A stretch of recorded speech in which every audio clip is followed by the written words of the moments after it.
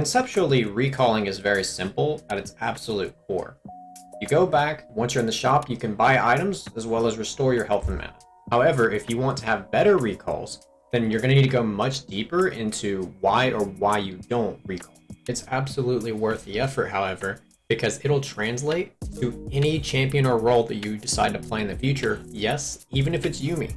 The primary things that you want to consider when deciding if a recall is good or bad is the amount of gold you have, your resources, such as your health and mana, what the wave is currently and where it will be in the future, does it support whatever your team wants to do, and lastly, does it deny something that the enemy wants. These topics do overlap, and for simplicity, I'm only going to do gold, resources, and wave state, because supporting your team or denying something the enemy wants is going to be in those topics anyway. After I cover all three of those topics, I will then provide one example from every elo up to diamond on how recalls can be improved. The first part of gold is figuring out how much gold you need in order to reach whatever significant item spike you want on your champion. Let's say you're playing Warwick jungle. Blood runs, they all run. At the time of making this video, Tiamat is 1,200 gold, and Warwick's game plan is typically to reach it as efficiently as possible. But let's say you decide not to do that. You reach enough gold to buy it, you go back to your bot side, and you want to clear your Krugs and Raptors because you didn't clear it in the first clear.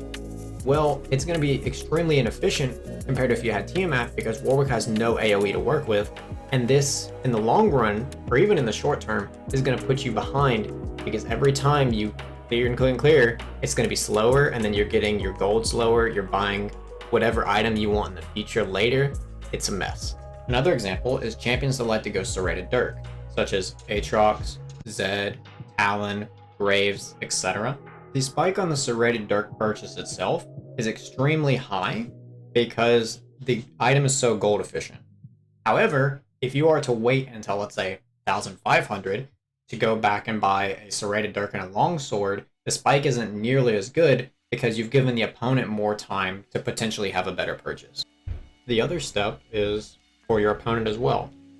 Having a general idea of what their goal is, you can just look at the CS and take a guess. It doesn't have to be perfect, as well as the items they currently have.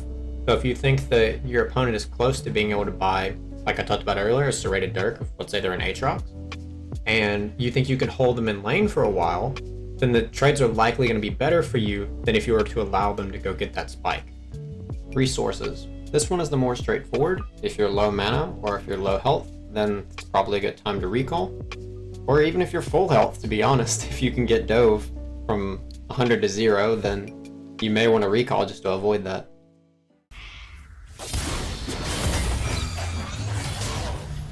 You have been slain. However, if your opponent is low mana or low HP, then that's usually a good sign that you want to stay and try to keep them in the lane.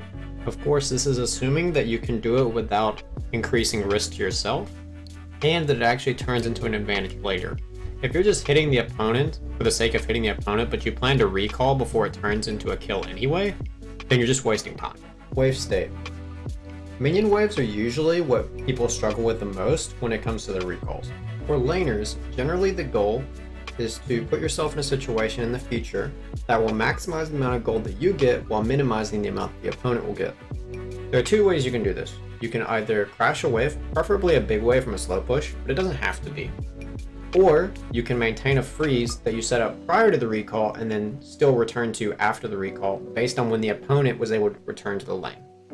For junglers, it's more about deciding when and where the opponents are going to be based on the minion waves, and so you can sync up your recall to try to set up either a dive or a gank when your teammate freezes, something like that. Let's say hypothetically you crash a wave top lane. You then have to take into account the mobility of the opponent as well as their wave clear, because what I often see people do is they'll stay for an extra plate and then they end up missing their opportunity to freeze because they didn't think about how long it will take for their opponent to crash the wave.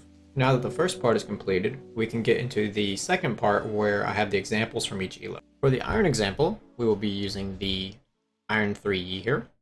I'm hiding the names, that's why the frames aren't on the side that show the summoner spells. I'm not trying to shame any particular player, I'm just using them as examples. That's why. Alright. So he starts topside and he's pathing towards bot. Just giving a little bit of context before the recall. And I will turn it to where you can see everybody's gold. The Nunu also started topside. He paths down, I will speed up. Eventually gets a double kill here.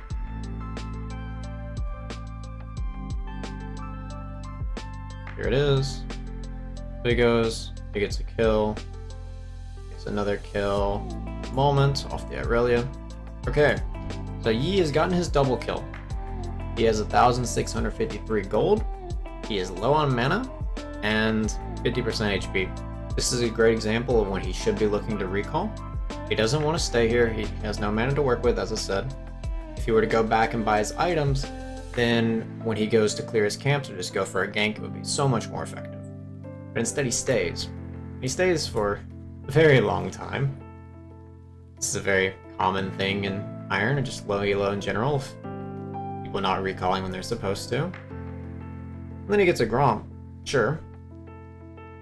But as you can see, when he goes for fights, he's so weak because he hasn't spent his gold. The bronze segment will be focused on the Xayah. Currently in the game, they're having a mid lane fight. So you know where the jungler is, know where the enemy mid laner is. And currently the Xayah just wants to push out the wave. He's doing that, Renata goes for a ward. Xayah has 680 gold at the moment. They eventually have a little bit of a fight between the Maokai and Renata, where they go 1-for-1. So both supports die. Now note that during the mid fight, the Kayn did die. And he ends up deciding to go bot side because his camps are beginning to respawn because he started bot side at the beginning. Diana does show taking the Gromp. Xayah gets the crash on the wave. She's low mana. She sees that Aphelios finished his recall. And she proceeds to go for this plate. Now what's the problem with going for this plate? Well, for one, it's going to take her a long time to clear it. It's still very healthy. And it's 5 minutes 30 seconds. She doesn't have items to work with to clear it effectively. But then also, the Kayn can show up. And he even shows right here. But the Xayah is still hitting the plate. So the enemies are going to return. It's going to get ganked. And if she does recall now, enemy team is going to have plenty of time to crash the wave. So that's what she does. She recalls. And then if you look, they're going to shove this wave. And then it's already crashed by the time she returns. An extra aspect to note about this, he ends up having 206 gold left over when she's leaving the base. Even if she did get that extra plate gold, which is 160, that would only put her at 400, so maybe she gets a longsword. It doesn't do anything significant that would be worth ruining the wave state of. Silver will be focused on Sion.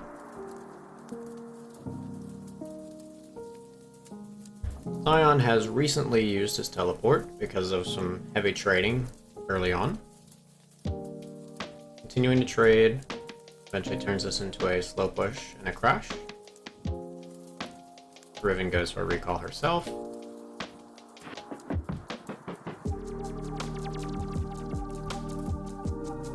little bit of a fight here. They pick up a kill on Nunu. Great. Sion has 892 gold. What's happening here is Sion is greeting a little bit hard for the Balmy Cinder purchase. Now do note that I did say earlier that that is your ideal situation, that you want to go for your big spike. That's what you want to play for. However, that's not really going to work here because it's already crashed the wave. You can't slow push it any slower. Nothing you can do about that. And there's no way he can realistically dive the Riven. He's got her E. He's got a refillable to work with. He's under turret. There's no point in staying here. Now, if Scuttle were up, he could go take Scuttle, recall, and then come back with the Balmy Cinder. That's also an option. But instead, I'd rather him just get components. It's fine if he just gets a couple of ruby crystals, whatever. It's not that big of a deal. It's much better than just staying here.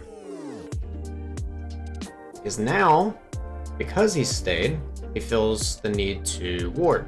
Because he doesn't know where Nunu is. Technically, Nunu could just come straight back top. Goes for trades. He has no mana, so it's really hard for him to, again, force the kill. It's just really messy. Then eventually he'll recall, but it's super late. Speed up until eventually occurs. Here we go. Eventually we get the recall, but now, with this recall, Riven has enough time to where she could actually go and crash the wave if she wanted to. She didn't, but she had that option. For the gold part, the focus will be on Zoe. And in this one, you'll notice it's a very similar issue to one of the lower elo segments. That's just because someone makes similar mistakes doesn't mean they can't be better in other areas. So the Zoe is pushing this wave after they successfully ganked the Orianna. Zoe has 545 gold, has now almost 600 upon clearing this wave, and would you look at that, he's hitting the plate. Now, she already has enough gold to get her Lost Chapter, so she can go back, because in this game she's building towards her Luden's Tempest. And she could go get that, she could come back, and Lost Chapter is an extremely important spike on mages, because it allows them to use their abilities constantly. But instead she stays, can't even get the plate, and now she's just kind of stuck here with no mana. The Orianna punishes her for it, fights her a bunch, and then now she has to miss waves because of this recall. Really important to recall when you're supposed to. Platinum. This one is on Gragas. So he has his Nocturne come in, they get a gank on the Kled. Great. They shove in the wave together. Now what should Gragas do here? He should go for this plate. That is good. But then he continues to stay and goes for the next wave. Now if you'll notice, Kled is already at his first turret. So Gragas does not have time to clear this wave and return to the lane, or Kled can crash. Especially with Gragas' wave clear early, it's just not nearly enough to deal with this cannon wave. He has to drop half the wave anyway, and now he feels pressured to stay because Kled is back, but this is just going to make things even worse. And he's stuck here, half mana, and he's sitting on gold that he could have spent. I speed up, he's losing fights, and he's going to be forced to use a recall that he doesn't want to do. For the final example, I will be using my own game in Diamond 1 from today. I am the Garen, of course. So, the Gragas is slow pushing into me, the Graves goes over the wall where I don't have any vision, and they set up a gank. I don't die, but I do get chunked to the point where now I need to recall. I'm so low mana that if I stay, they can still dive me. But I decided to greed because I have passive and I didn't want to give up the XP. Now what's the problem? I have to give it anyway. Talon is going to come over the walls and force me out anyway. Even if Talon didn't show up, I still can't do it just because of these two. So I need to back away and recall, just try to stay alive. I don't do that. I go for a little trade, but notice I'm getting no XP from the wave anyway. This does absolutely nothing for me, and then I have to burn flash once the Talon shows up. So, yeah. Obviously, I could work on avoiding the Graves gank to not get chunked from the beginning, but once I'm in that position, I have to just recall, cut my losses so that they don't get a kill or at least my flash on top of it. This video ended up turning out much longer than I expected, but if you made it this far even with that, I really appreciate it. Thank you for watching. See you next time. Peace.